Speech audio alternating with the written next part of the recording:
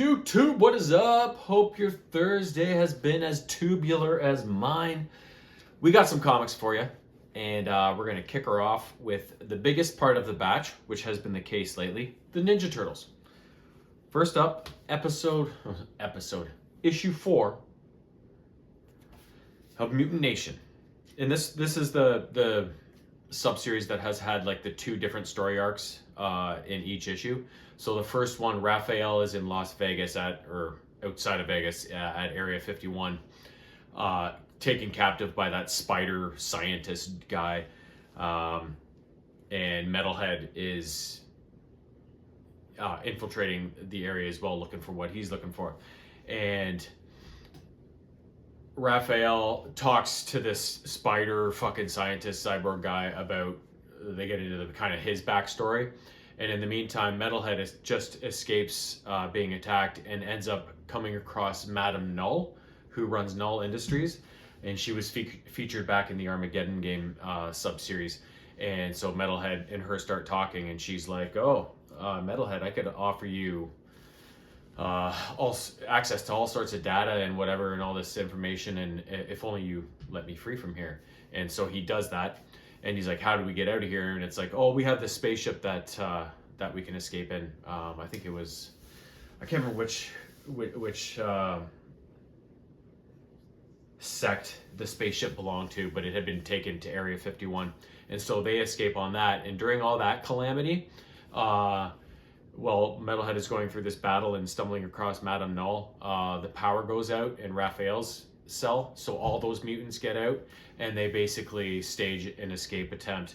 And when they finally exit the facility, they're surrounded by all these soldiers and stuff. But that's when Metalhead and Madame Null blast out of the facility in that spaceship, and it distracts them. And then all those guys are able to get away. So that's kind of where that part of the story ends. The other one, if you remember, Casey Jones confronted Karai about her methods behind running the Foot Clan, and she kind of broke out into that half dragon form when she made that symbiosis with the dragon or whatever. So it took control of her at last issue, and her and Casey Jones were starting to fight. So the rest of this story in this one is them during the fight having a talk where Casey kind of makes Karai see reason and be like, so that Karai would start fighting internally. And so she does start fighting internally against this dragon being that has taken her over, and eventually wins and forces the thing into hiding. And so her and Casey stop fighting, and she's like, okay, Casey Jones, you're an honorable man, but our time is done.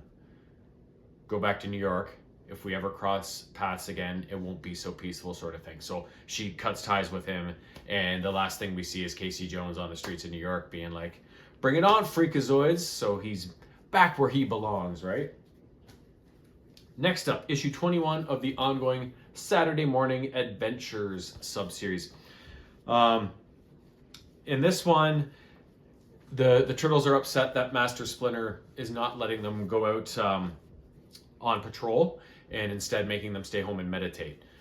In the meantime, to get ready for this, Splinter sends Raphael out to get a pizza for everybody for dinner before they meditate. And the guys are like, what if something happens out there? We got to be on patrol, sort of thing. But Splinter's like, one night won't hurt. So they go off and do their thing. And meanwhile, Raphael, we see him in the pizza parlor ready to get a za when a couple of thugs shake the guy down, the owner down, asking for money. So Raph, of course, starts to beat on them, and Casey Jones also is on the scene. And so him and Raph, of course, have this back and forth throughout the rest of the issue where they're making fun of each other and challenging each other and stuff like that. Meanwhile, they're so spirit-hearted twins, about vigilante justice and the things that they're doing to these guys. And so then they decide to get to the bottom of these robberies and find a way to kind of infiltrate the crooks that are performing these things, and then getting to the head of the mystery, which is a crime boss named Vivaldi and a mutant named Cobrato, a snake mutant who was their plan was to stage all these shakedown robberies, mini robberies, and so many of them that the cops would be always after them, leaving all the big targets exposed to rob, banks and get lots of money and stuff like that. And Cobrato was also after chemicals for some reason. So we see Raph and Casey Jones get to the bottom of this, and Vivaldi had actually taken April O'Neil captive at that point. So they basically find the headquarters for these two clowns, enter the fray, and take them down and save April in the meantime. A decent issue. But this one was really cool. Next one in that sub-series, number 22. So in this one, basically the World Series is about to start, and it's the two New York teams facing off against each other. So tensions are high. Fans of one team are hating on fans of the other. Everybody's jacked.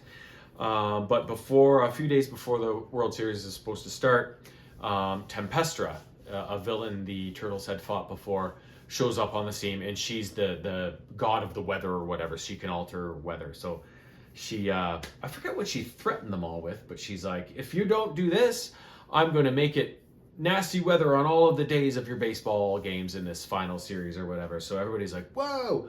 And the Turtles are like, Tempestra, like, didn't we like lock her away in a computer chip a while back?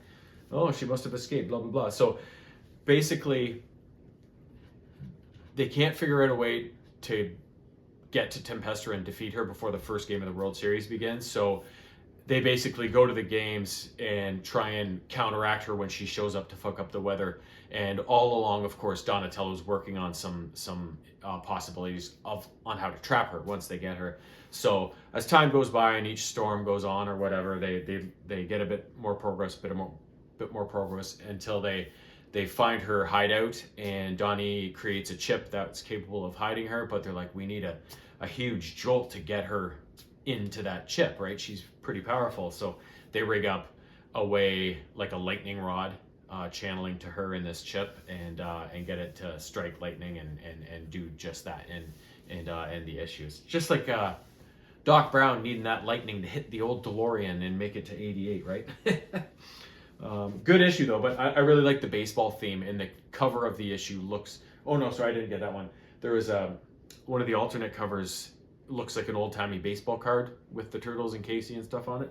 It was pretty cool. I almost got that cover, but I got that one instead. It won out in the end. Last up for Turtles, the regular ongoing series, number 7. So in this one, the Turtles had, after, how this new session of the Turtles began with all 4 Turtles in wherever they were doing whatever they were doing, kind of being reunited and hunted by the foot, until they got together, and despite their differences, we got to go back to New York. So this is a little bit after they've gotten back to New York, and they were like basically hunted down right off the start. So we see the Turtles escape this first attack by humanity, and they make their way down to the sewers. But of course, once they get to the sewers, with all this strife and bad will they've had between each other after this recent escape attempt, and all this strife headed their way, they break down, and they start blaming each other and going at each other and taking out all these tensions from the past. And in the meantime, while they're doing that, we see the what the fuck is his name? The DEA or whatever of New York, the bad guy, who basically hired the Foot to be his like henchman, basically. So the aftermath of this Turtles' first battle, after being back in New York, is in effect, he basically says, we're sending out foot patrols everywhere, blah, blah, blah, everything's going to be taken care of. But basically, they're just bullying the whole population. So we see April O'Neil attacked. We see all these people kind of cowering, right? And April escapes. But in the end, the Turtles are recounting these battles and how hard this is going to be, and when near the end of this conversation, they kind of have a bit of a remembrance about Master Splinter and how he was always with them, even though they felt they were lost or whatever. And it's kind of a bonding moment that brings them together at the end of the issue. But we see kind of Donatello splinter off and go out on his own and like to solve things, sort of thing. So he's out on some sort of vigilante mission. to save his brothers and get to the bottom of whatever's going on. So, yeah, pretty grim issue, that last one. There was a lot of beatings. There was a lot of blood flying around. But yeah, these latest Turtle series, the newer ones are they're pretty gritty and they're pretty real. So, but either way, 4 good issues of the Fearsome Foursome. Hope you enjoyed.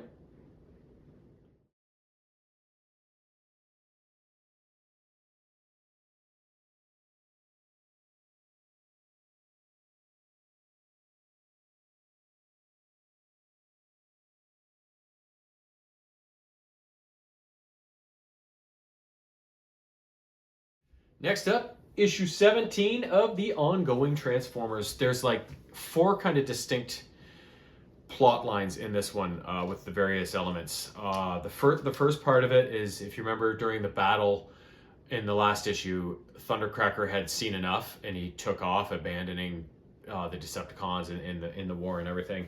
And he flies to the Autobot Ark, keying in on Skywarp's signal, and gets there and sees Skywarp like molded into this, the computer and operating kind of as Teletran 1, right? And he's like, "What have they done to you?"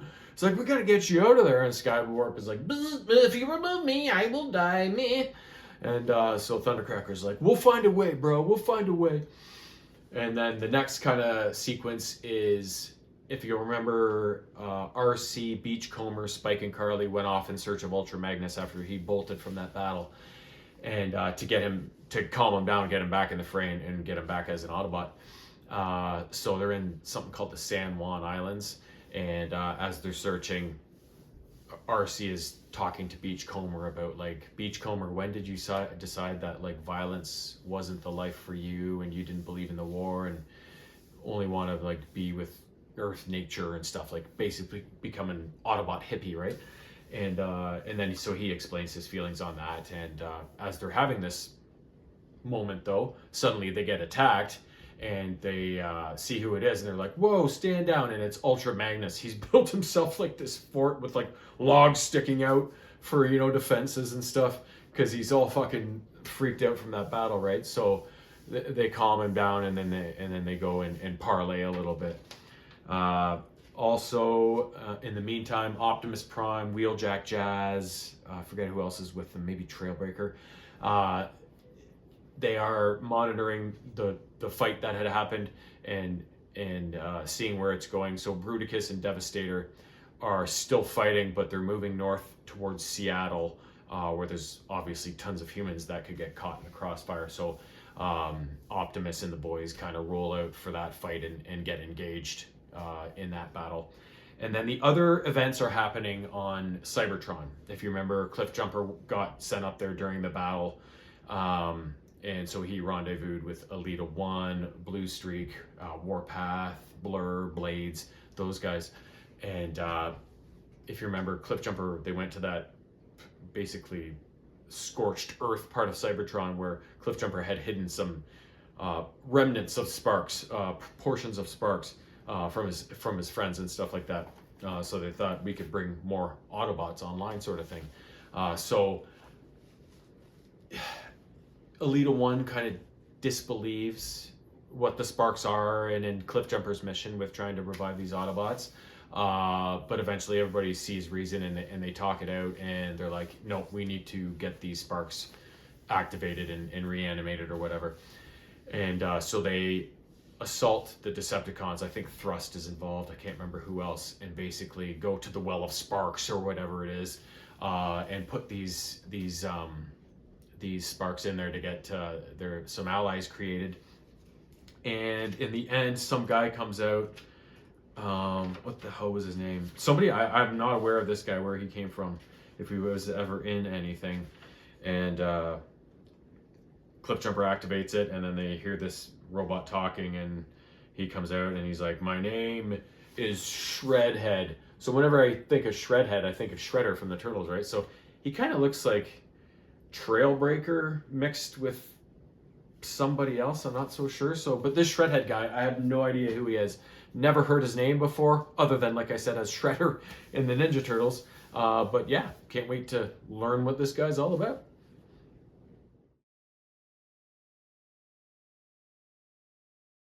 Last up, we got 2 issues of G.I. Joe. The first one being issue 4 of that kind of sub-series that's going on right now. That's kind of like the origins of the G.I. Joe team. So as this one picks up, the Joes were on their way, or some of the Joes were on their way to intercept Dr. Monev, the inventor of the brainwave scanner, to bring him in safely for the good guys to be interviewed and not let Cobra get their hands on him. So Duke, Baroness, who else was on that team? I can't remember. Are going to do this task. In the meantime, CoverGirl and Stalker have approached this bunker with a transport coming out of it that has the brainwave scanner in it, and they're like, we're commandeering this. This is our purview now. It's in the hands of G.I. Joe. So there's some confusion. There's some misinformation, and then all of a sudden, mayhem breaks out when a sniper nearby takes a shot at everybody, and Stalker and CoverGirl try and escape, but they run into Ripper, one of the Dreadnoks, and this sniper who kind of bring them down as they're trying to escape with the brainwave scanner. So while these 2 sequences are going on, Clutch, if you remember, is undercover at the Cobra installation. After the last battle, they thought Clutch was missing. They don't know if he was dead. Well, he dressed like a Cobra and infiltrated their kind of ranks, right? And so he's overhearing Destro talking with some people about some technology and what they're using, and they mention Energon. And then Clutch sees these 3 glowing blue vials of Energon nearby, and he's like, Energon. So we presume he takes a sample with him. And as he's getting this sample, klaxons start going off, and Destro's like, oh, we're being recalled. He's like, what the hell for? So they go back to Mars Industries, and Cobra Commander shows up, and everybody else shows up, and what they've got is Dr. Monev, the brainwave scanner, and all of the Joes from those 2 failed missions now in captivity. So as we see the story close off, Scarlet and Duke and Roadblock and was it Roadblock? All the other guys are in line, kind of in shackles, and they're like, oh my God, what have we gotten ourselves into? And Duke's like, we got them right where we want them, right? So I think Duke's got something up his sleeve, but it looks like they're in a big pickle. I don't know how he's going to pull this one off. He's no Anakin Skywalker after all, right? Last up, issue 314 of the regular ongoing G.I. Joe series. In this one, it's a one-off mission. Roadblock and Wild Bill are flying out on a Tomahawk, a team of 3 Joes. Sherlock, who is a newer character that I think has been written in through the comics. She's like a military detective kind of thing. She goes with Tripwire and Tunnel Rat on this mission, and she gives them the briefing that this 15-year-old activist named Lila Haddad had been taken captive by this terrorist group led by this guy named Al Cabra, whose base is over in Trucial Abysmia, and he has committed all sorts of atrocities and stuff during his kind of reign of terror there. So he's taken this activist hostage. So the Joe's mission is to go in, infiltrate, get this hostage out. So they do just that. They go in, they go guns a-blazing, encounter some resistance, but eventually they make their way to the target.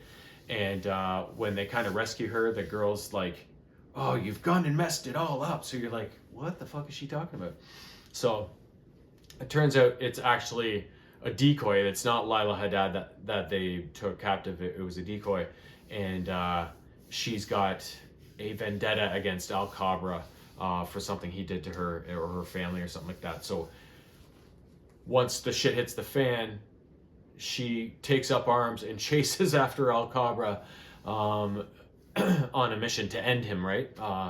So the Joes basically suddenly have to change their whole outlook on the situation and be like, oh, fuck it, that wasn't Lila Haddad, and she's a crazy person trying to kill the guy that we want killed, but we can't let her do that, right? So they go off now in pursuit of Lila to stop her from killing the ultimate bad guy here, which is kind of a funny twist of logic and circumstance, right? So eventually they do catch up to her, and she's basically got Al Cabra at gunpoint, and they're like, Lila, don't do it. Don't go down that road. let us take him captive. He'll go to trial. He will get all sorts of badness thrown his way when all these counts are held guilty against him. And don't you take the easy way out and let him get the easy way out either, right? Like make him be punished for his bad tidings. So she eventually comes to reason and doesn't shoot him. And that's basically where things end up. So yeah, a peaceful resolution, but of course with some good violence along the way, right? So lots of cool storylines are developing. Some maybe coming to a bit of a close here and there. I haven't seen Void Rivals or Toxic Crusader yet because I missed one of each along the way. So I've actually got the ones after those, but I need to get those other ones back ordered in. So once I do, we'll have at least a couple issues of each to go through on those franchises. But yeah, I don't know when that's going to be. So, but hopefully next month, if not the month after. So yeah, that is all for this time. Hope you liked it. We'll see you soon.